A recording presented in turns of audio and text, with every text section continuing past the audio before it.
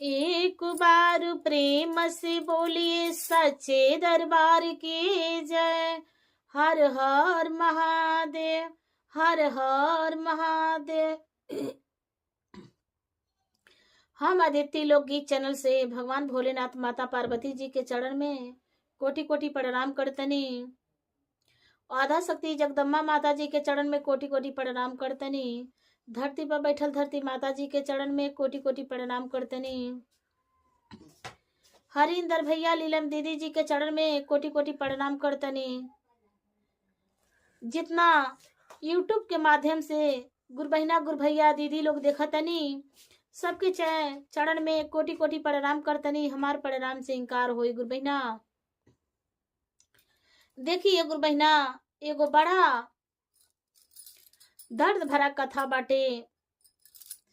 देखी भौजाई नैहर में, बेटी अपने नैहर में गइल बड़ी, तो भौजाई उनके संगे का कइले बाड़ी, कैसे कइले बाड़ी, और कथा के और भजन के भाव से सुनब जाए गुरु बहिना। दीदी लोग सुनब जान, लास्ट भाव में कथा के गुड़ अच्छा मिली। लेकिन गुरु बहिना, कथा के शुरू से लास्ट तक देखब जान, कहीं से भगवान भोलेनाथ के अभिमान होला। शुरू से लास्ट तक देखब जाए गुरु बहिना। बढ़िया बढ़िया कमेंट करब जान, कमेंट करे नहीं जान। एगो सब्सक्राइबर हमार बढ़ी जाने तो बड़ा दिल में खुशी होला गुरु बहिना। चैनल के सब्सक्राइब जरूर करब जान। देखी कथा के भाव सुनिए गुरु बहिना। देखी एगो लड़की रहली, बड़ा बचपन से भगवान भोलेनाथ के चर्चा में लीन रहली। बचपन से भोलेनाथ भगवान की चर्चा कैली, लेकिन जिंदगी के सुख को बपौली लास्ट गुण में पौले बाड़ी। देखिए गुरु बहिना, बचपन से चर्चा और भजन भाव कैले बाड़ी। गांव के लोग कहे बेटी सियान हो गई बिया, चर्चा करे जातिया, ऐसन बेटी के बियाह कर दलुगनी जी। घरे बेटी बहन घरे रहेली, ई त बाड़ी चर्चा घूमे जाली, के जने काका चर्चा में करेली। ये गुरु बहिना, गांव टोला मोहल्ला के ताना सुन के उनकर माई बाबूजी लड़की के बियाह कर दिया लोग। लड़की के बियाह भइल अपने जानत में गुरु बहिना, अच्छा खास घरे कई लोग। लेकिन वो खास घर के का बात रहे, उनकर पति बहुत पियक्कड़ रहना। पियक्कड़ रहना एक गुरु बहिना। अपने घरे गईली लड़की तो सुबेरे पर उठ के गुरु जी से दाया मांगत रहली। जब दाया मांगे रोज रोज, तिनकर पति कहे जे ई सुबेरे उठ के भोरे भोरे टोना सिखले बिया का। अपने माई से कहत ना, ए माई हमर मौगी उठ के सुबेरे सुबेरे अभुदुर भुदुर दुका करेले, ई बुझाता ई टोना ओना सिखले बिया का। उनकर माई कहली, नाई बबुआ, दुल्हन कुछ चर्चा में रहेली, भगवान भोलेनाथ की चर्चा करेली, दाया मांगेली। कहत ना माई, ई टोना करेले, टोना पढ़ेले। कुछ दिन के दिन गुरु बहिना ऐसे करते करते भगवान भोलेनाथ उनके दुगो संतान देना। दुगो उनकर बेटा हो गए लोगे गुरु बहिना। उनकर सास ससुर मर गए लोग। उनकर पति का कहना, जब दुगो लड़का हो गई लोग, कुछ दिन के बाद मार के घर से निकाल देना उनके। जब शराब और पी के आमाई बोला तो इनके मारा, बस मार के घर से निकाल देना। कहा जे रोज चर्चा में जाती या ये दुकाह करेले, हमके समझ ना आवेला, भोरे भोदर भुदर भुदर कर ले, टोना पढ़ेले। ये के घर से निकाली दिहल बढ़िया भैया गुरु बहिना। लड़की के घर से निकाल देना। लड़की नैहर में गईली, नैहर में उनकर भौजाई आ गई रहली। ये गुरु बहिना, नैहर में भी कहली अपने पति से। उनकर पति कहना जे ना तो हमरा के ते चुन, आ ना तो अपने भगवान भोलेनाथ के चुन। कहली बेटी उ लड़की जे हम अपने भगवान भोलेनाथ के जरूर चुनम। तू छूट जेबा तो छूट जेबा, लेकिन भगवान भोलेनाथ के ना छोड़ो। देखी गुरु बहिना, जब नैहर में गईली तो वहां भी चर्चा करत रहली। चर्चा में जा तो बड़ा तन मन धन से और बड़ा दिल लगा के गुरु जी के चर्चा करा। सबसे चर्चा भर में सबसे बढ़िया और सबसे इथी चर्चा उन्हीं के रहे। ये गुरु बहिना एकदम गुरु जी में लीन रहली, सबसे गुरु जी के ध्यान उन्हीं के रहे। बहुत लोग जाला ते आपस में बात करेला, हुनकर बुराई बतियावेला, लेकिन वो अपने चर्चा में लीन रहा। केहू के बुराई ना बतियाओ, ना केहू के बात बतियाओ। वो भगवान भोलेनाथ गुरु के एकदम ध्यान लगौले रहा, ध्यान धैले रहा। देखिए गुरु बहिना भगवान भोलेनाथ के ध्यान लगौले रहली। इसे करत करत इसे हमेशा चर्चा में जा। उनकर भौजाई उनके पर खिसिया जा, कहा इतना दिन चर्चा करेली, इतना टाइम ले, सब लोग संकेरे चली आवेला, इतना चर्चा करेली। यही से इनके मर्द इनके मार के निकाल देले माने। और नहीं दुगो लइकन के छोड़ देतली, हमरे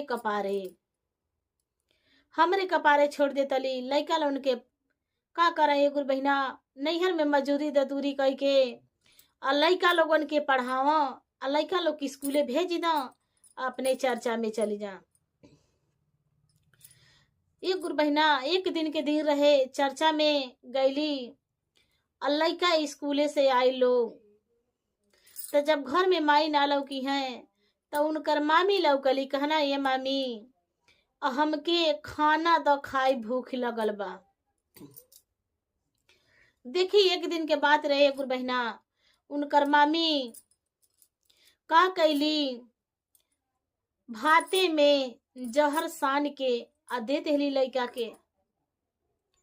अब भगवान भोलेनाथ पर्वत पर से माता पार्वती जी भगवान भोलेनाथ पूरा खेला देखा था लोग उनका।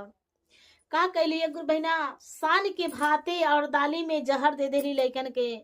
लइका खा ली है लोग, दोनों लइका मर गई लोग, दोनों लइका मर गए लोग। भगवान भोलेनाथ माता पार्वती जी पर्वत पहाड़ से देखा था ले।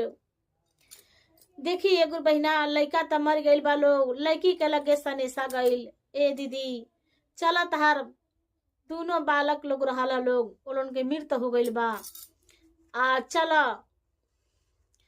कहली लड़की आप ते भगवान भोलेनाथ नैहर से ससुरा तक ले बात ये बात भगवान भोलेनाथ की चर्चा में बानी। भगवान भोलेनाथ के कारण अपने पति के भी छोड़ के, जब पति कहना जे केहू के 2 जाने में 1 जाने के चुना, तो हम पति के छोड़ के भगवान भोलेनाथ के चुन ले बानी।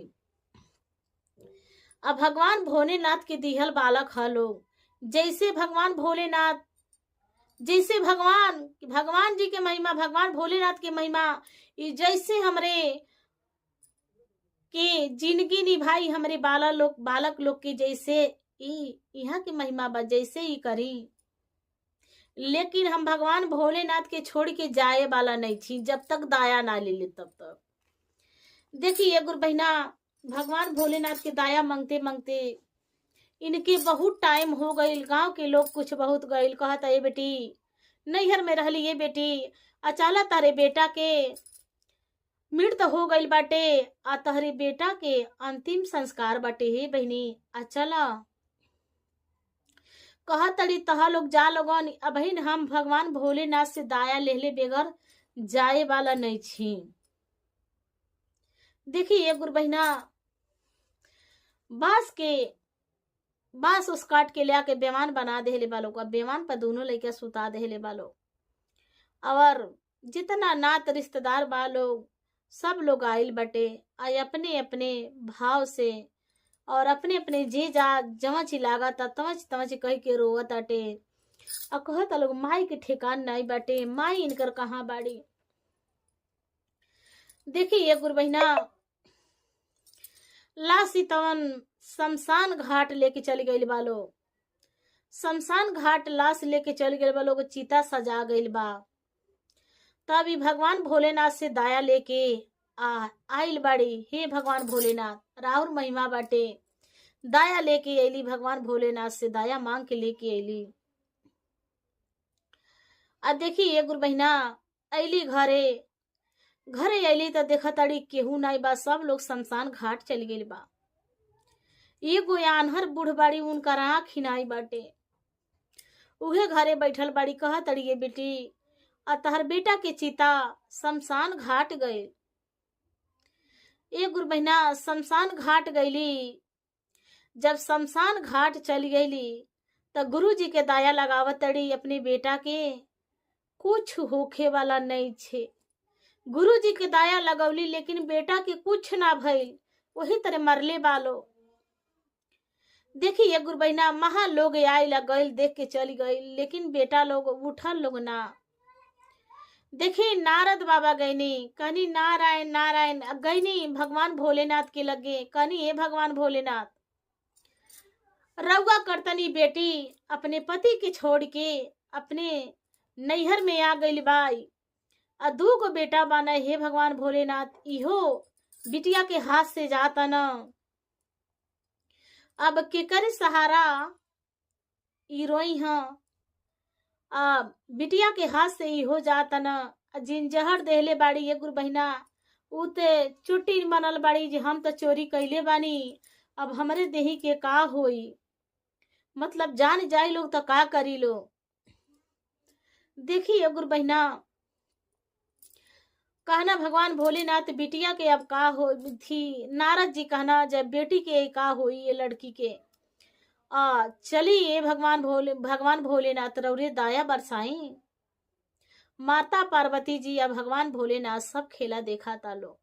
भगवान भोलेनाथ से माता पार्वती जी कहली हे महादेव, आप लाश जरावे वाला बालो, रौरे जोगी के भेष धके आ जाई, उनके घर से एक मुट्ठा चावल मांग ले, और रौरे एक मुट्ठा चावल मांग के आ जाई, लड़का के ऊपर छीट देव, लड़का उठ के बैठ जी हैं। देखिए गुरु बहिना, माता पार्वती जी राय देली। भगवान भोलेनाथ हैनी जोगी के भेष धक के भगवान भोलेनाथ हैनी, कनी ये बच्चा द्वार पर के होखे तो एक मुट्ठा तनी हमके भिक्षा दे दा जान, भिक्षा के रूप में मंगनी, हमके भिक्षा दे दा लोगनी। बूढ़ी माई रहली आन्हर जवन घर पर, कहली ये जोगी बाबा, हम ते आन्हर बानी, हमरे आंख से लौकत ना बा, और कैसे हम रउआ के भिक्षा दी, अब पैर से भी चली नहीं जाता, आंख से लौकत नहीं बटे, कैसे रउआ के भिक्षा दी, आ हमरे घरे केहू बा नाही। कहना ये बच्चा, ये बुढ़िया माई, कहाँ सब लोग गइल बा, तो हमरे दूगो नाती रहल लोग, और लोग के देहांत हो गइल बा, सब लोग घाट पर गइल बाटे, शमशान घाट। कहना ये बुढ़िया माई, हमके कैसो तू एक मुट्ठा भिक्षा दे दा। बुढ़िया माई है गुरु बहिना टुयावत घर में पहुंचल बाड़ी, एगो प्लास्टिक के टगाड़ी छोटन के बाटे, वही में भिक्षा ले आयल बाड़ी। अब भगवान भोलेनाथ के देहले बाड़ी। ये गुरु बहिना, भगवान भोलेनाथ के जब वो भिक्षा देहले बाड़ी, भगवान भोलेनाथ शमशान घाट पहुंच गइल बानी। शमशान घाट गइल बानी तो कहत का बानी, ए बच्चा तन हमहू के देखे दा जान, का भइल बा, काहे इतना भीड़ लगल बा शमशान घाट पर। लोग कहल, लइका लोग रहे लोग कह लोगे साधु बाबा दूगो लइका एक ही साथे मर गइल बा, लोग पता नहीं कैसे मरल बा लोग, आ उहे लइका आइल बा लोग फुकाए, अब लाश ये लोग के धरावे वाला बानी जान, अब लाश धरे, सब काम हो गइल बा, संकल्प होत रहे, संकल्प होके लाश धरी। अब देखिए गुरु बहिना, भगवान भोलेनाथ जोगी के रूप में कैसे गइल बानी। कहत नहीं ये बच्चा तन हमहू के देखा दा जानी, अगर तो दिखा देबा जान तो हो सकेला जे बच्चा के मतलब का जने, मतलब बच्चा का जने जी जाओ लोग। कहता लोग लइका लोग रहे लोग, लवंडी लोग, कहता लोग इतना लोग आइल, महा लोग आइल गइल, अभी रौरे से ही जीगे वाला नहीं छेलो। भगवान भोलेनाथ कहतनी अरे बच्चा देखा दा जान करना का देखब रउरे अब लाश धरे वाला बाटे। आ सब लोग तो देखी के गइल का कुछ भइल त नाही ह रउरे कास कर सकेनी कुछ ना होए। कहना रे बच्चा देखा दा जान। ओही में केहू बूढ़ पुरनिया रहे गुर बहिना कि बूढ़ पुरनिया वही में रहे। कहल लोग अरे जाए द सब लोग देख के गइल इहो के देख लेवे द जानी।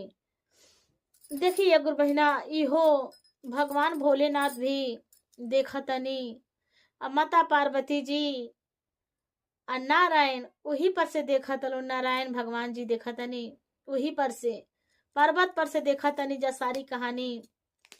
देखिए गुर बहिना महा जितना प्रसाद ले गई रहली अपने बेटा लोगन के पूरा दाया लगा दिली कुछ होत ना रे। पानी मार नदीम से छिड़का जे हमार लइका लोग अबो से उठ के बैठ जाइलो।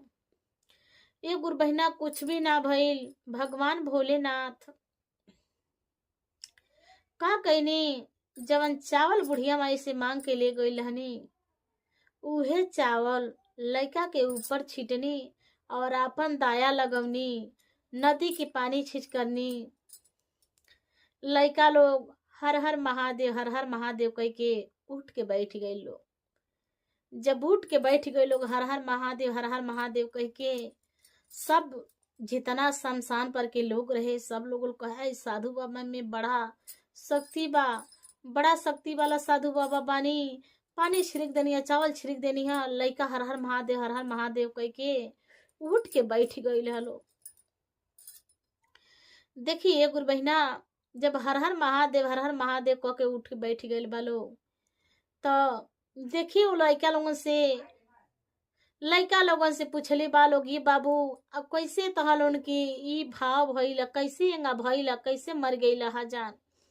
लइका लोग के इतना याद रहे जे हमार माता ना मैया ना रही कहना ये बाबा माई हमार ना रही है आ मामी हमार रहली ऐनी है जान। तो उन्हीं से दाल भात मांग के खैनी जा सान के देहली है। और आगे देखी जाए गुर बहिना देखिए गुर बहिना अगर तो टोला मोहल्ला अड़ोसी पड़ोसी कुछ भी कह दे तो लोग सबसे कह देला।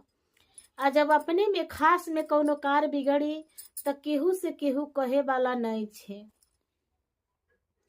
देखी गुर बहिना भगवान भोलेनाथ से कैसे कह के रोवतड़ी अपने गुरु जी से कैसे कह के रोवतड़ी भजन के भाव से सुनी जा।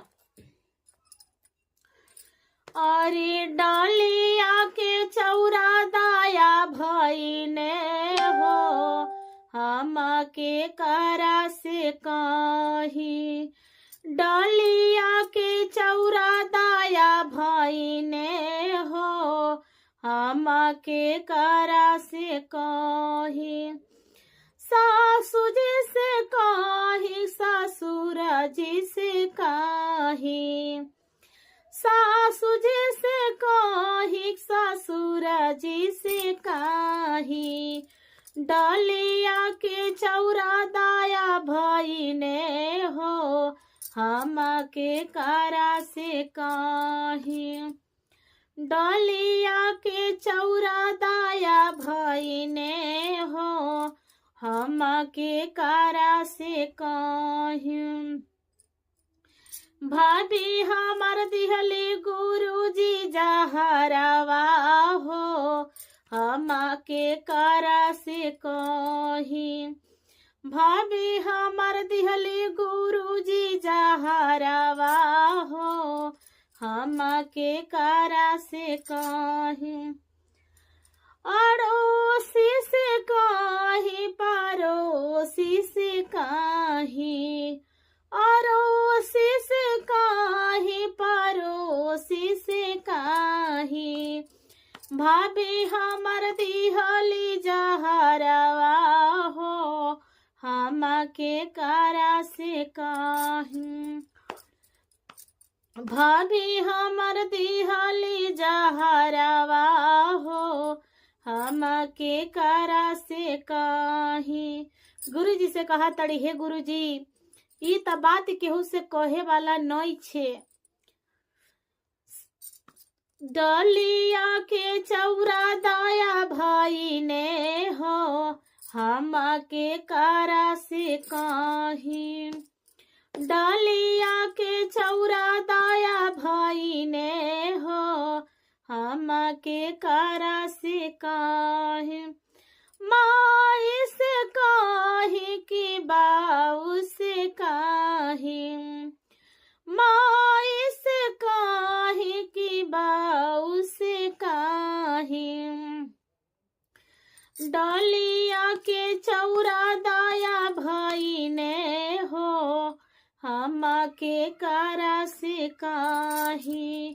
डलिया के चौरा दाया भाई ने हो हम के कारा से कहीं। चाची से क्या ही कि पड़ोसी से काहे। चाची से काहे कि पड़ोसी से काहे।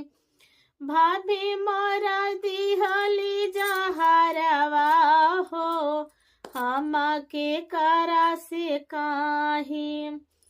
भाभी मोरा दिहली जहरवा हो हम के कारा से काहे। डलिया के चौरा दाया भाई ने हो हम के कारा से काहे। कहली भाभी के बात अपने केहू से कहे वाला नहीं छे, लेकिन भाभी उनकर कैसन रहड़ी। देखिए गुरु बहिना भजन के भाव कैसन लगल है और कथा के गुण कैसन रहला कमेंट में जरूर बताए जाइए। वो कमेंट करें जाइए गुरु बहिना, बहुत खुश होनी हम। एगो हमार चैनल के सब्सक्राइबर बढ़े ना एक गुरु बहिना, बहुत खुश होनी। रउआ लोग हमारे चैनल के सब्सक्राइब करी जान, हमार वीडियो आगे बढ़ाई जान, जी हम भी कुछ आगे बढ़िए गुरु बहिना।